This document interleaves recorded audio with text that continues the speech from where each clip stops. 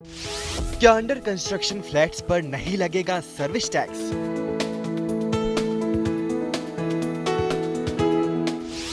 क्या 2010 से खरीदे गए फ्लैट्स पर वापस होगा सर्विस टैक्स?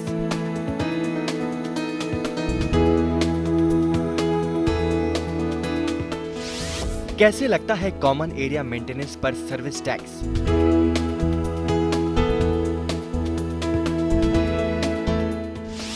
कैसे लगता है पावर बैकअप पर सर्विस टैक्स?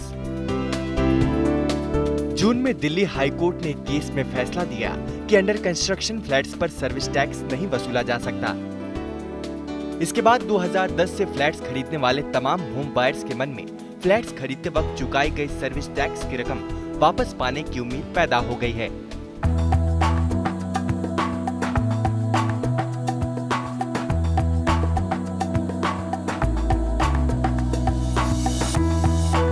क्या ये उम्मीद पूरी होगी?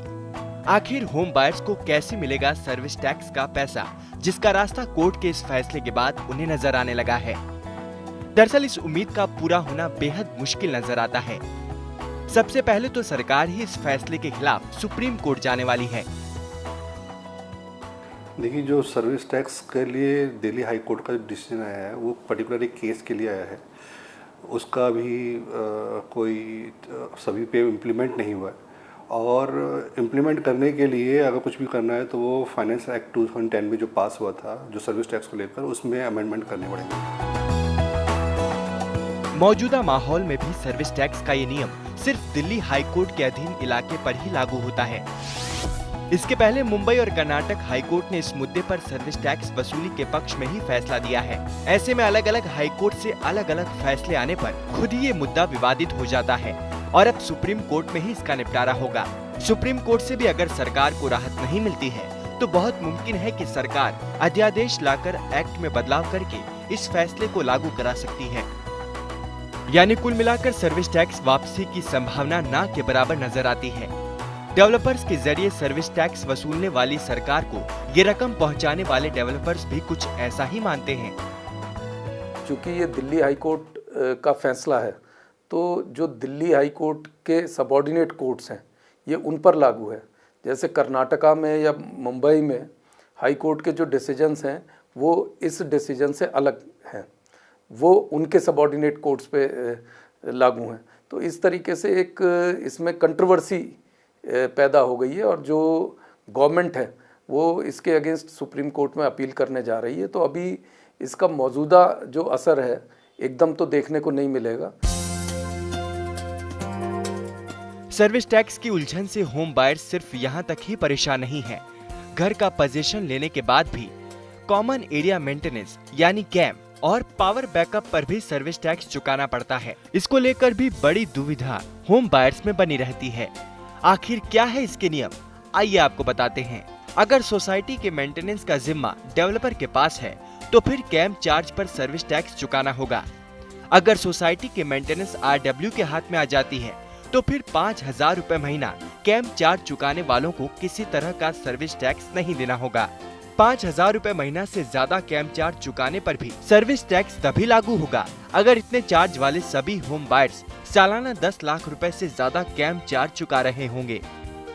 यानी कैम के मसले पर सर्विस टैक्स की वसूली का सीधा सीधा वास्ता इस बात से तय होता है कि आखिर मेंटेनेंस का जिम्मा किसके पास है।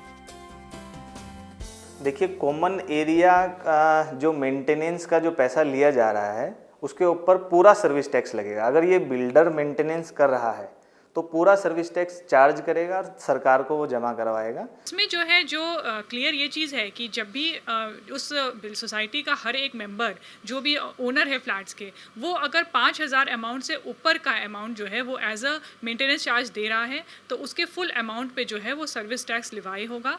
अगर वो अमाउंट 5,000 से कम है मेंटेनेंस चार्जेस तो उस पर कोई भी सर्विस टैक्स नहीं लगेगा। हालांकि पावर बैकअप के मामले में या कहें डीजी के मसले पर सर्विस टैक्स की देनदारी बनती है, भले ही मेंटेनेंस उस वक्त डेवलपर के हाथ में हो या फिर RWA के पास। 1 जुलाई 2012 को सर्विस टैक्स के अंदर एक नेगेटिव लिस्ट जारी हुई थी। उसके अकॉर्डिंगली कुछ एक सर्विसेज को छोड़कर बाकी सभी पे सर्विस टैक्स चार्ज करने का प्रावधान बन गया था। तो 1 जुलाई 2012 से पहले तो फिर भी लोगों के बीच में कुछ मतभेद था कि भी इसके ऊपर लगेगा या नहीं लगेगा, वो स्थितियां अलग थी। लेकिन एज ऑन डेट जब से नेगेटिव लिस्ट जारी हो चुकी है, इस पावर बैकअप सप्लाई सर्विसेज पे सर्विस टैक्स लगेगा, पूरा लगेगा, और ये लगेगा, इसको रिकवर करना है और आगे जमा करवाना है। जिस भी सर्विसेज में जिसके अंदर भी लेबर कंपोनेंट किसी भी प्रकार का इन्वॉल्व है, उसकी रेशो कम या ज़्यादा हो सकती है, लेकिन हर आइटम पर सर्विस टैक्स एप्लीकेबल है एज ऑन डेट। हालांकि एक मुद्दा ये भी है कि पोजीशन के तुरंत बाद जब बिल्डर ज्यादातर सुविधाओं को विकसित कर रहा होता है, उस वक्त क्या कैम की वसूली जायज ठहराई जा सकती है? ज़्यादातर डेवलपर्स कोशिश यही करते हैं कि फैसिलिटीज़ और अन्य सुविधाएं पहले प्रोजेक्ट में अच्छी तरीके से जो है शुरू हो जाए, उसी के बाद पोजीशन दिया जाए, क्योंकि वो रोज़मर्रा की ज़रूरतों की फैसिलिटीज़ होती हैं, तो उसको रोज़मर्रा में लोग इस्तेमाल भी करते हैं। लेकिन फिर भी अगर ऐसा होता है कि कोई सुविधाएं शुरू करने में कुछ समय लग रहा है या कोई और बात है, तो ये तो रेजिडेंट्स के और डेवलपर्स के बीच का अपना संबंध है या अपना एक कॉन्ट्रैक्ट है कि किस तरीके से वो इस चीज़ को तय करते हैं। देखिए, जितने भी डेवलपर हैं ऑलमोस्ट जब तक काफ़ी लोग रेजिडेंट नहीं आ जाते 5-7 महीने, जब तो सभी लोग उसको कोऑपरेट करते हैं। ऐसा नहीं है कि कोई भी डेवलपर आपसे चार्ज करता हो इमीडिएट, ऐसा नहीं है। मेरे संज्ञान में आज तक ऐसा कोई केस नहीं है।